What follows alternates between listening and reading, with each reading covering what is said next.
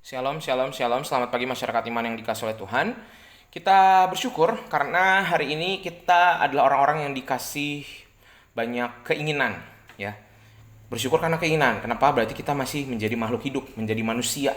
Punya banyak kerinduan, ada yang ingin kita capai, ada yang ingin kita tuju. Tapi kita perlu menyadari bahwa tidak semua keinginan kita harus diwujudkan. Jadi nggak harus wujud hari ini, mungkin nanti, mungkin ganti, mungkin harus mencoba yang lain. Tetapi setidaknya dengan punya keinginan berarti kita punya kemauan untuk hidup. Nah, Tuhan juga punya keinginan, nggak cuma kita. Tuhan juga menginginkan kita menjadi terang. Kidung Jemaat 424, Yesus menginginkan daku. Kidung Jemaat 424, Yesus menginginkan daku.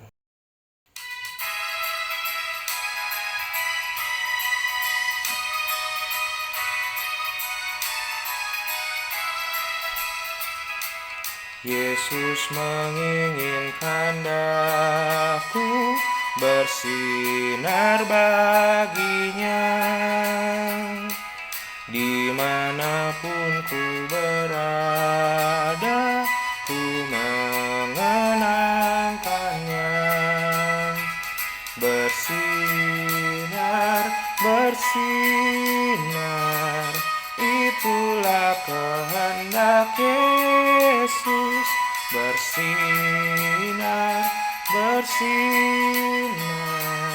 aku bersinar terus.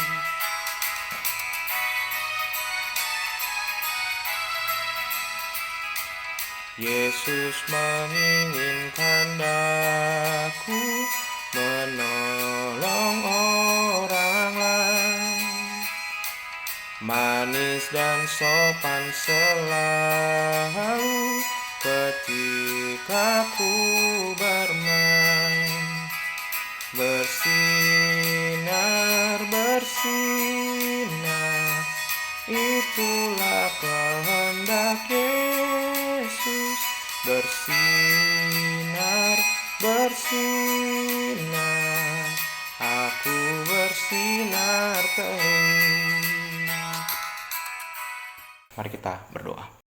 Tuhan, kami percaya bahwa Tuhan meminta kami bersinar hari ini, dan bersinar itu berarti kami menjadi orang-orang yang mampu menolong orang lain menemukan kasih setia Tuhan. Kami serahkan pembacaan firman Tuhan, hanya dalam nama-Mu kami berdoa. Amin.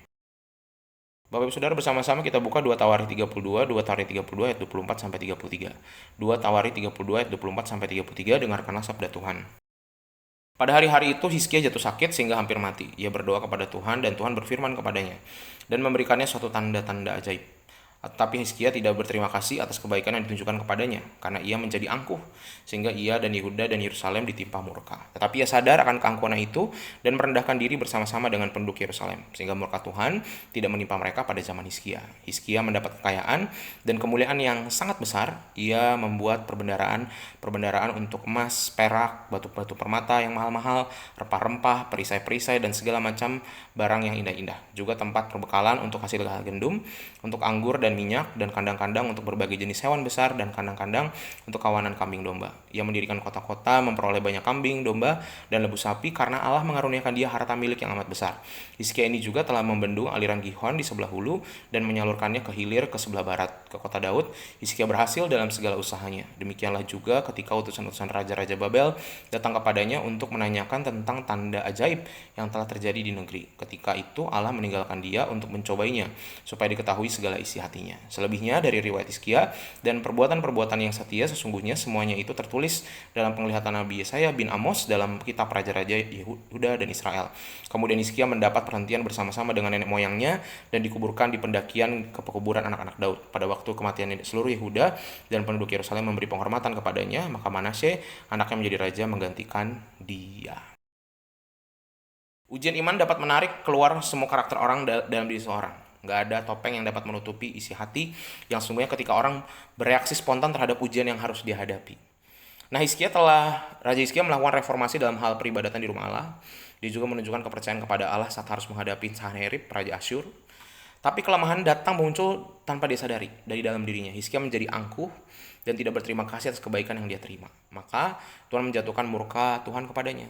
Namun Hizkia kemudian menyadari dosanya sebagai tindakan pertobatan yang merendahkan diri di hadapan Tuhan bersama penduduk Yerusalem. Murka Tuhan surut. Batu uji selanjutnya datang ketika Raja-Raja Babel datang mengunjungi Hizkia. Kitab 2 Tawari memang tidak menunjukkan dan memaparkan semuanya. Tetapi dari kitab 2 Raja-Raja kita menemukan di bacaan-bacaan kita bahwa saat itu Hizkia memamerkan kekayaan kepada raja-raja asing. Dan yang menarik disebut bahwa waktu Allah membiarkan Hizkia bertindak sendiri agar Tuhan itu bisa menguji kedalaman hatinya Hizkia. Tapi rupanya Hizkia nggak lulus, dia malah pamer, tidak melahirkan kerendahan hati, tapi justru malah dia banggakan diri. Yang muncul kesombongan, seolah-olah dialah pemilik semua kekayaan, dialah raja yang memimpin rakyatnya, tetapi rupanya imannya jadi lemah, dan karena kesuksesan yang dia raih, justru dia makin jauh dari Tuhan. Di puncak keberhasilan sebagai raja, dia tergelincir karena keberhasilan itu rupanya membutakan dia. Nah, ini jadi peringatan buat kita. Kesombongan adalah sikap yang muncul dari anggapan bahwa kesuksesan, kekayaan, semua keberhasilan kita tuh karena kemampuan kita, bukan karena anugerah campur tangan Tuhan. Kita dapat disebut orang sombong bila kita merasa lebih dibandingkan orang lain. Maka mari kita menyelisik hati kita cek deh masing-masing. Karena memang kesombongan ini paling susah. Yang paling susah dikeluarkan gitu ya. Termasuk saya juga. Waduh, saya ini godaan untuk sombongnya tuh banyak banget dan sering kali saya jatuh. Tetapi kita mau belajar sama-sama hari ini Bapak Ibu, kita semua, Bapak Ibu dan saya.